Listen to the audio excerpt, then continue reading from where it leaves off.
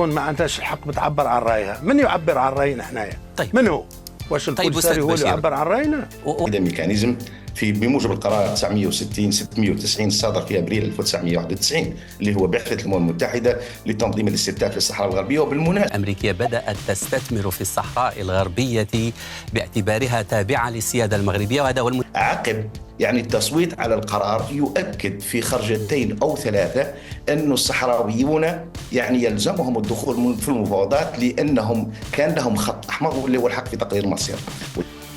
أنا ما عندنا دور. طبعا أنا من الناس اللي أسسوا البوليساريو وسميته فرينتي بوليساريو، أنا ماشي واحد آخر. يعني يرفضون حقيقة كل الرفض المساومة على مواقفهم، ويقولون بأنه الخيار الأخير يبقى لهم في استفتاء حر عادل وديمقراطي. تجيبها لعند تندوف، لا هذا كلها يجيب خطاب واحد وانا حبسوني. انت تتكلم بحريه من العيون. خليني انا اتكلم في تندوف بحريه من العيون. خليني اتكلم انا في الرابوني بحريه. انا نقول لك انت تتكلم انا ضايقيني ايش قضيه شخصيه؟ صبحت قضيه شخصيه ولا متى قضيه مثلا؟ لا انا اتكلم لك انا هي صبحت قضيه شخصيه ربما عندك فيها الشرح. الدكتور محمد مياه. مرحبا. بعد قرار مجلس الأمن الدولي الذي أعاد التأكيد على جدية وواقعية المبادرة الحكم الذاتي، خرج أحد مؤسسي جبهة البوليساريو على قناة الألمانية ليقول ما لم يكن يتوقعه كثيرون. حوار في الحقيقة صادم كشف فيه أن مشروع البوليساريو وصل إلى نهايته، وأن الزمن لم يعد في صالح الوهم ولا الشعارات القديمة. اعتراف من الداخل بالرجل كان يوما جزءا من التأسيس يؤكد أن الحل بات واضحا وأن صوت العقل انتصر أخيرا. الحكم الذاتي والمستقبل، وكل ما سواه مجرد سراب يدوب مع الحقيقة. فيديو في الحقيقة كيكشف وكيعري الأطروحة الانفصالية للبوليساريو. خلينا نشوفوا جميعا. ولم ينافي خطاب، لم ينافي يعني تقرير المصير. تقرير المصير لا يعني استقلال، أي قراءة من قراءات تقرير المصير. شنو تقرير المصير؟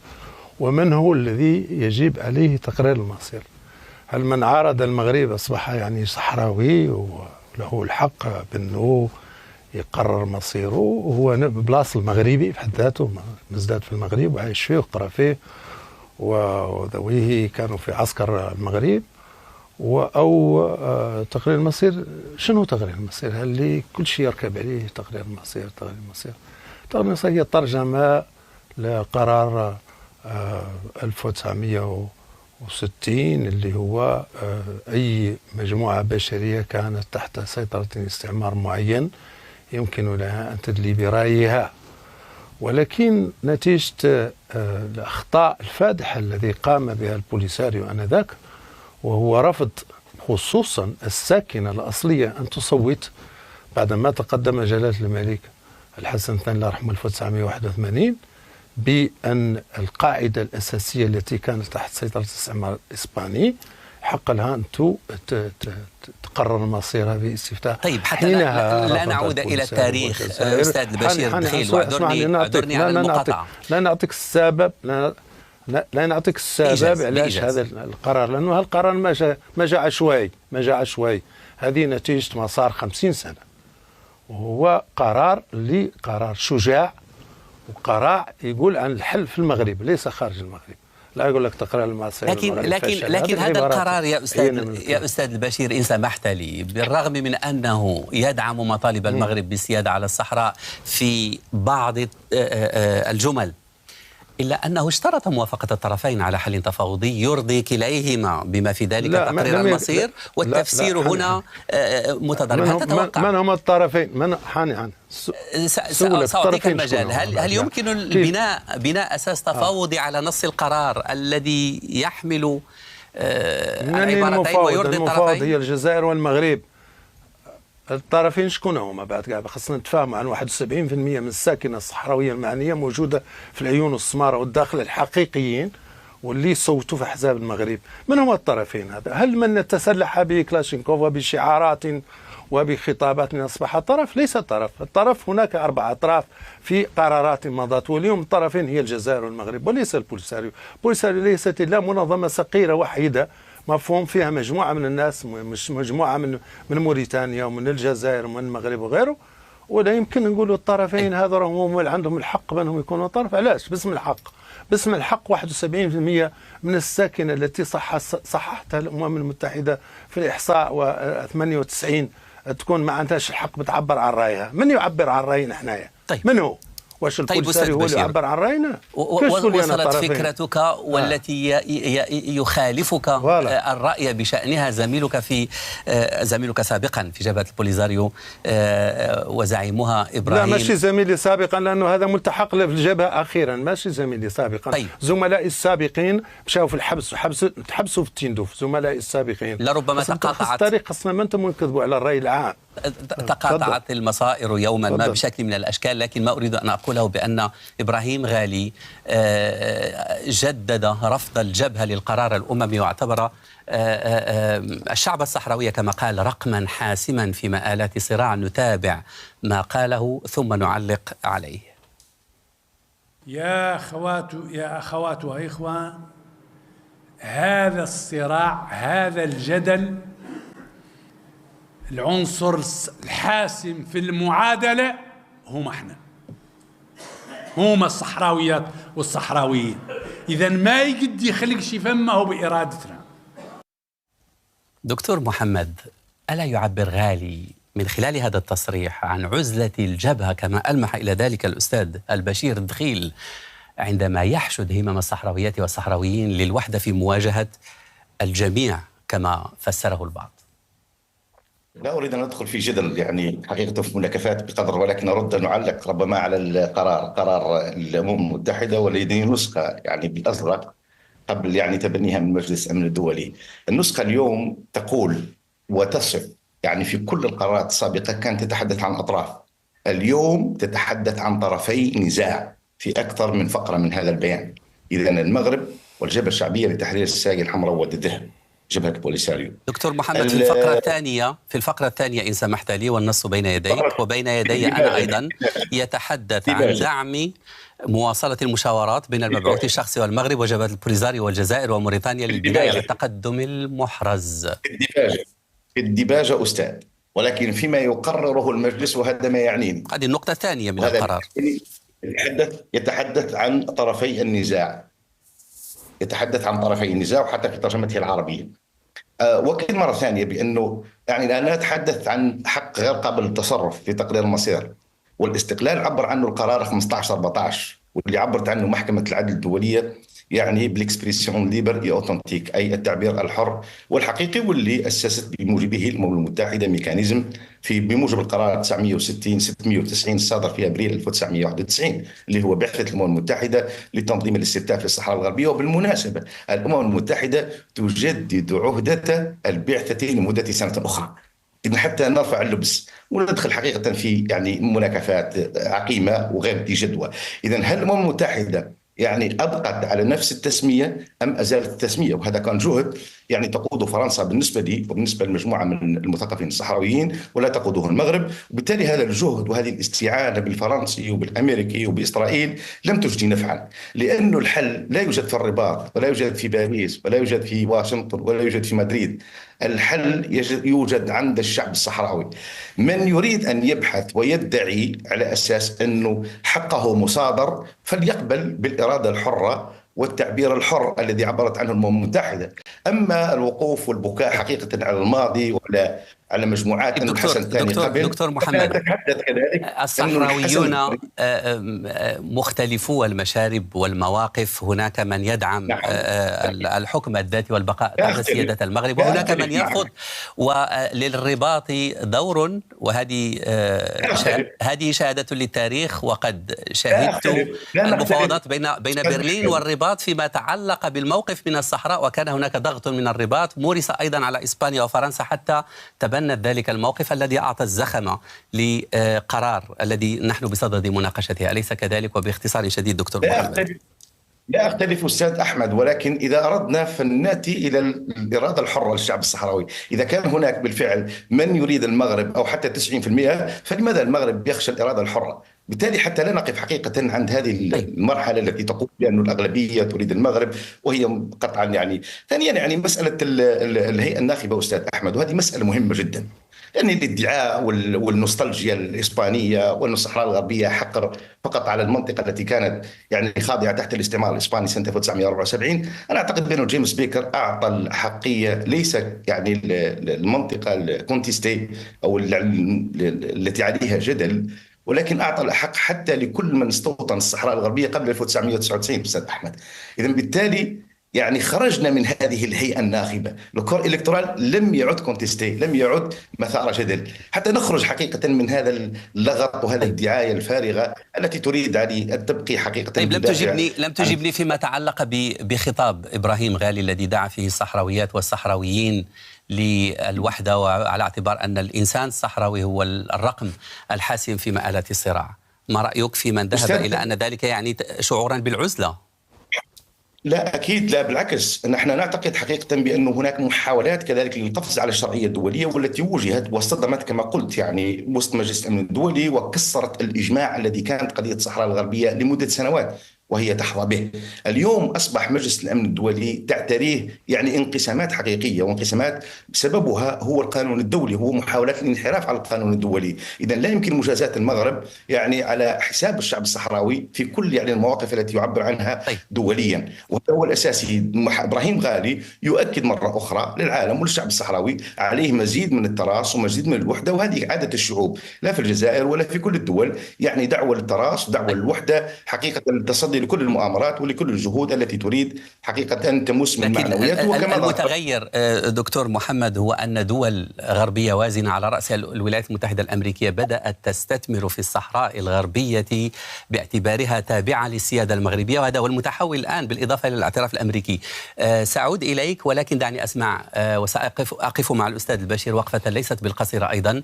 أستاذ البشير، باعتبارك أحد مؤسسي جبهة البوليزاريو، كيف تنظر إلى مصير الجبهة الآن بعد قرار مجلس الأمن، بعد انكفاء الموقف الروسي كما وصفه البعض والامتناع عن التصويت بدل رفع الفيتو ضد القرار الأمريكي، باعتبار أمريكا صاحبة القلم في هذا القرار؟ أولا شكرا، لأنه سمعت ياسر من الكلام اللي هو كلام يعني نسمعه دائما من طرف الإخوة بوليزاريو، والمغرب فشل، والمغرب كذا، والأمم المتحدة وفرنسا ما عندها دور، وإسبانيا ما عندها دور، واللي عنده دور الجزائر هي اللي عندها دور، هي اللي عندها دور، وهي يعني اللي عندها الحل، والشعب الصحراوي هو اللي في المخيم، والشعب هذا الثاني ما عنده دور، لأنه النوستالجيا الإسبانية قصدا على أن احنا كنا مع إسبانيا يعني ما عندناش دور، عند غير ذوك الناس اللي جاوا من أماكن أخرى وأباهم كانوا في عسكر المغرب، هم اللي عندهم دور، احنا ما عندناش دور. الدور يعني المن الشعب الصحراوي اللي يتكلم عنه منه حدوه لنا، وراي حددته الأمم المتحدة 98 وأعطت 71% منه في الصحراء الحقيقية، وهذه 71% تشارك في الأحزاب المغربية وكل البلديات اللي موجودات اليوم في هو يعرف لأنه كان موظفا. كل البلديات اللي موجودة اليوم في الصحراء عليهم صحراويين أصليين، وكل الجماعات عليهم صحراويين أصليين، والبرلمانيين صحراويين أصليين. هذا ما عندهم دور كاع، دور غير عند غالي هون يقول هو اللي قرر المصير ويدير المصير. هو اليوم مشى برهنوا على أنهم فشلوا كلية ولم تكن لهم من الشجاعة الاعتراف بهذا. واش هما اللي يعودوا ضد العالم كامل، أمريكا وضد فرنسا وضد إسبانيا، هم رعب القوانين. قال لك يعني حق التعبير. واش خلق التعبير حر في المخيمات يا محمد؟ خلق التعبير حر ياك، خلق 20 حزب، خلق 35 حزب في مخيمات تندوف ياك، هي التعبير الحر، اسمه تعبير حر.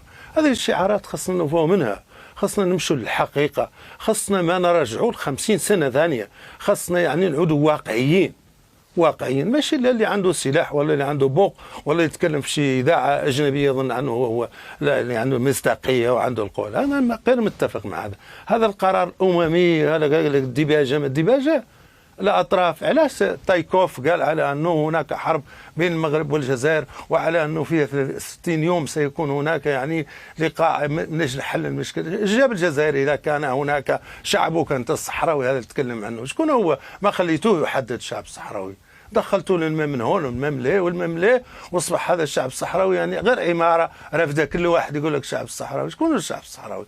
وشنو هي اللي عطى البوليساري بانه يمثل الصحراويين؟ لكن استاذ بشير، انا الممثل الوحيد استاذ بشير، فين جات هذه؟ يقول لي فين جات وسائل الاعلام؟ اسمح لي هناك مظاهرات تزامنت او سبقت قرار مجلس الامن في مخيمات تندو. مظاهرات فين المظاهرات؟ ومن هم هؤلاء المخيمات؟ عواصم غربيه خرج اناس او اسمح لي، هؤلاء المخيمات شكون هم؟ وهذه المخيمات خاصك تفهم على ان خاصك تفهم يا أستاذي عن المخيمات معظمها 90% منها ساكنة من موريتان وساكنة من الجزائر ومنهم من مالي. فهمت غادي وعلى 90% من قيادة البوليساري منحدرة من الطنطا. اش تقول لي انا انت هذا الشعب هذا اللي غادي تفرضه؟ والقضية الأصلية هي الساكنة اللي كانت تحت سيطرة اسبانيا، وهذا وعلاش دخلت فيها الأمم المتحدة. ولا يقول لي نوستالجي كيف ذيك الساعة كانوا يقولوا لنا اولاد فرانكو. طيب دكتور اولاد الحسن. استاذ بشير، ما اجبتني على سؤالي. الان في اي وضع شنو السؤال؟ توجد جبهة البوليزاريو بزعامة ابراهيم غالي بعد قرار مجلس الامن؟ في وضع مزري عندها جوج الحوايج، واحدة وما تشارك تفهم على أنها خاصة تشارك، وعن الوضع تغير، وأنها انهزمت في الجانب العسكري، وأنها انهزمت في هذا، بقات معزولة كلية. وفي كل يوم هناك دولة تتخلى عن مواقفها تجاه البوليساريو، فيها أمة يدخلوا مع الصحراويين كاملين ويشاركوا. كاين التعبير الحر، تعال عبر عن رأيك حر. طيب. وقول منه بعد الفكرة. ما تقولش دخلك أنت في هذه الصحراء. المسألة الثانية منين يوصلوا النقطة السابعة نقولها القانوني، منين يوصلوا؟ لا يوصلوا لها الأمريكان، لا يعودوا القرارات مفروضة من طرف مجلس الأمن. طيب إذا بغض النظر الشعب الصحراوي والمظاهرات وغيره، بغض النظر عن سرعة تجاوب أطراف الصراع من عدمه مع قرار مجلس الأمن، هناك مؤشرات على أن قوى دولية بعينها تضغط للتسريع بالحسم، وكمؤشر على تلك الضغوط اختفاء الخط الفاصل بين الصحراء الغربية وباقي الأقاليم المغربية على خرائط جوجل للمستخدمين في المغرب. مزيد من التفاصيل مع الزميلة ماريا شحادة. اختفاء الخط المنقط الذي كان يفصل تقليديا بين المغرب والصحراء الغربية من خرائط جوجل ليس حدثا عاديا، فمثل هذه التعديلات لا تتم صدفة، بل عادة ما تأتي نتيجة ضغط رسمي أو في لحظات سياسية حساسة، كما حدث هذه المرة بالتزامن مع تأييد مجلس الأمن الدولي مقترح الحكم الذاتي المغربي واعتباره الحل الأكثر واقعية. لاحظ صحفيون ومستخدمون في المغرب أن خرائط جوجل لم تعد تظهر الخط الفاصل التقليدي، ويبدو أن هذا التغيير يقتصر على النسخة المغربية من خدمة جوجل ماب أو عبر عناوين IP داخل المغرب. أما في النسخ المعروضة في أوروبا وأمريكا والجزائر فلا زال الخط يظهر كالسابق مع تصنيف المنطقة متنازع عليها. لم تصدر جوجل أي توضيحات، مع أن مثل هذه الخطوات لا تتخذ إلا بقرار من قسم سياسات الخرائط في الشركة، ما يرجح أنها خطوة محسوبة لا تقنية بحتة.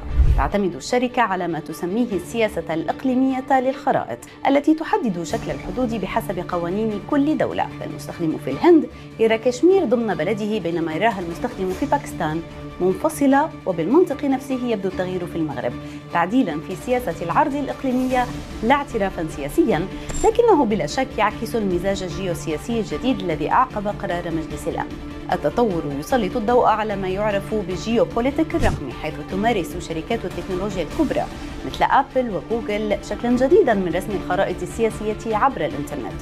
ويعترف باحثون بأن ما يظهر على الشاشة لم يعد مجرد خريطة، بل تغيير في موازين القوى.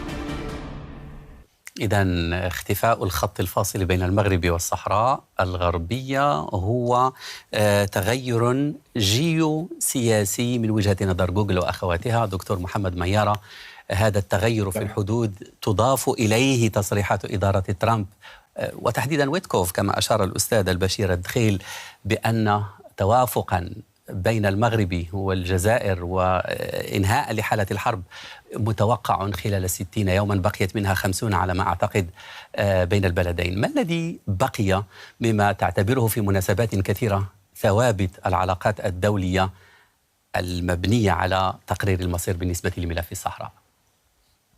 على حال أنا يعني سمعت أمور شخصية وما كان بودي حقيقة أن أرد يعني حتى على بعض المغالطات. أكذلك دكتور؟ لا تحدث عنها ضيفكم الكريم علي حال يعني بمغالطات وبكذا، ولا أريد حقيقة يعني أن أنفي عنه يعني ما يدعي بأنه من مؤسسي قيادة البوليساريو، ولكن لا حتى لا أدخل في مناكفات لأنه حقيقة أنا أربع بنفسي عنها.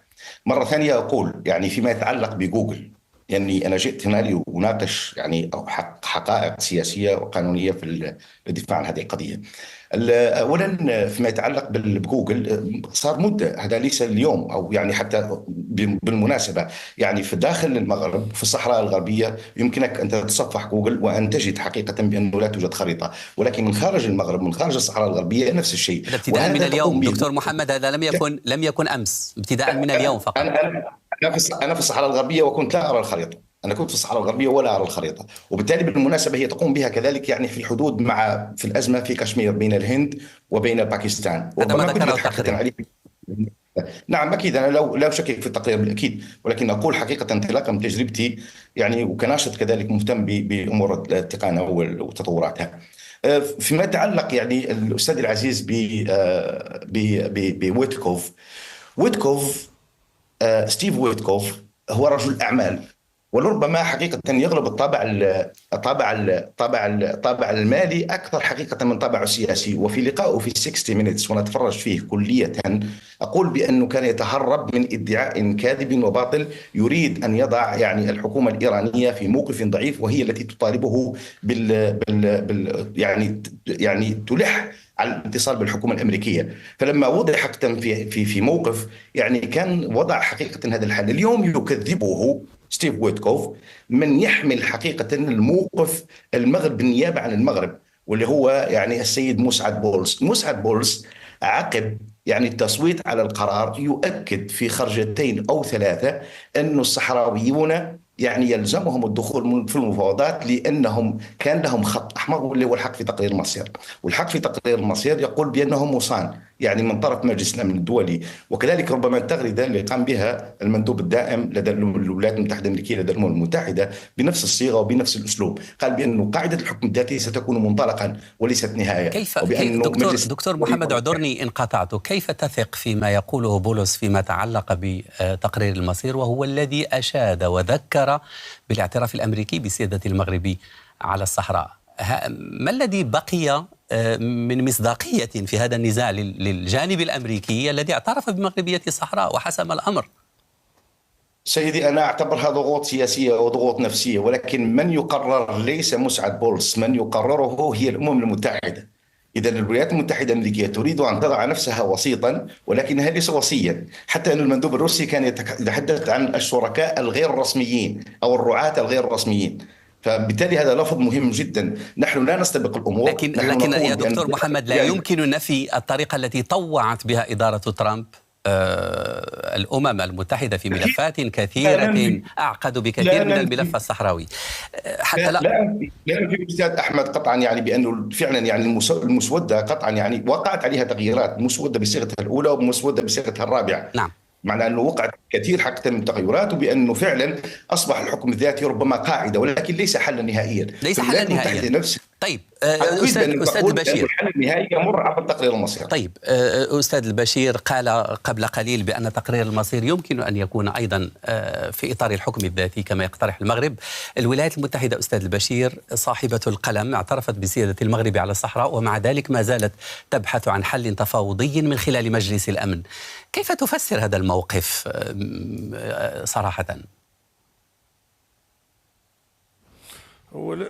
أولا ترامب حتى هو رجل أعمال، ما هو رجل أعمال ترامب، يعني إذا كان رجل أعمال ما معناه أنه عنده، ولكن رجل أعمال اليوم عنده دور سياسي يقوم به مكلف مهمة معينة وغيرها.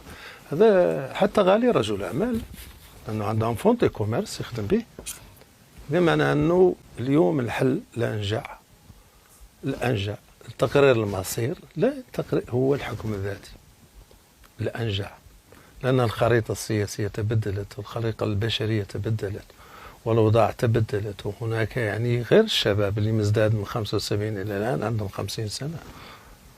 هذا كامل يمشي هباء منثور، ياك يعود عن تقرير المصير استقلال. احنا ما عندنا دور.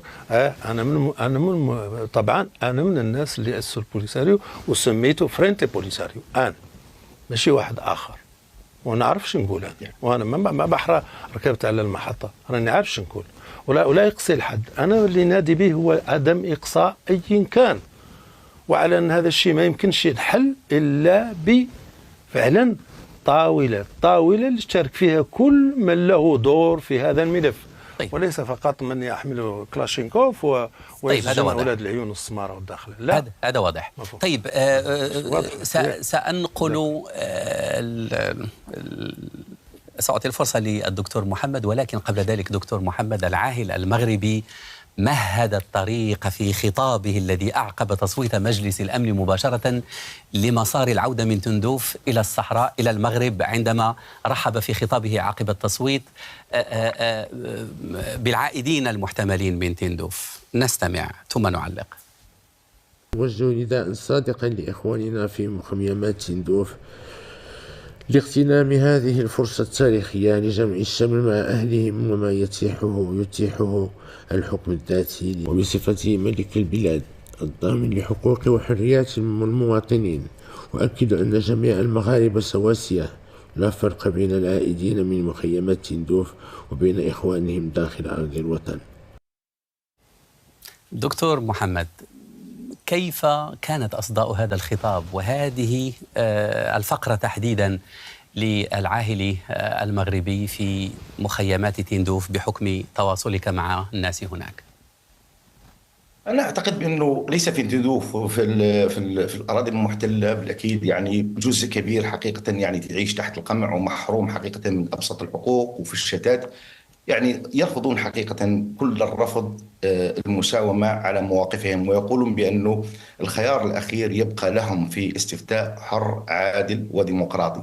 وبالتالي يعني إذا كان المغرب بالفعل يعتبر أن الصحراء الغربية هي جزء من المغرب، فلما يخشى الخيار الديمقراطي. هذا هو الأساس. وإن كنت الآن تتحدث بهذا النفس النقدي وأنت في العيون، أنا في العيون ونائب اللي شهيد. هناك حيز من الحرية، ليس كذلك؟ يصحح المغالطة. أنا ابن لشهيد اختطف ولا يزال لحد الساعة مجهول مصير، وأنا كذلك تعرضت للاعتقال وللتعذيب ومطرود من عملي بسبب مواقفي السياسية، وأنا أعيش عزلة اجتماعية بسبب الاحتلال المغربي. إذا نصحح هذه المغالطة حتى لا تمر. بالتالي أن تكون مناضلا، أن تؤدي. لدي رفاق سلطان خيا عاشت تقريبا لمدة 2 عاشت الاغتصاب وعاشت كل شيء. عشرات من رفاقي المناضلات والمناضلين يعيشون القمع الممنهج. لا يعني أن المغرب يسمح لي حقيقة بالحديث. طيب، وأفهم منك إشادة بوضع حقوق الإنسان في الجهات الأخرى. دعني أسمع. وبإمكان مشاهدين أستاذ أحمد، بإمكان مشاهدين عندي دقيقة على دكتور المنظمات الحقوقية الدولية التي راسلت المغرب. أتابع ذلك. دكتور البشير، كيف تعلق؟ إلى أي مدى لامس الملك حاجة الصحراويين في تندوف إلى حل ينهي نصف قرن من صراع دفعوا أثمانا باهظة بسببه؟ في 40 ثانية لو سمحت. هذا هو الحل الصائب، هذا هو الحل الصائب الناجح، وفرصة تاريخية اللي وليست قضية شخصية. أنت تقول نحبست، حتى نحبست ولا حني قالي في الجبال عن تندوف، لا هذا كلها يجيب خطاب واحد وانا حبسوني. ده انت تتكلم بحريه من العيون. خليني انا نتكلم في تندوف بالحريه بالعيون. خليني نتكلم انا في الرابوني بحريه.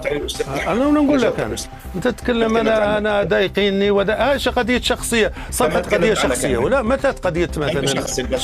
لا انا اتكلم لك انا اتكلم لك انا صبحت قضيه شخصيه ربما عندك فيها الشرح. الدكتور محمد ميارة من العيون، وأشكر البشير الدخيل، الأستاذ بشير الدخيل، كنت معنا من باريس. شكرا جزيلا. نهاية المسائية، إلى اللقاء.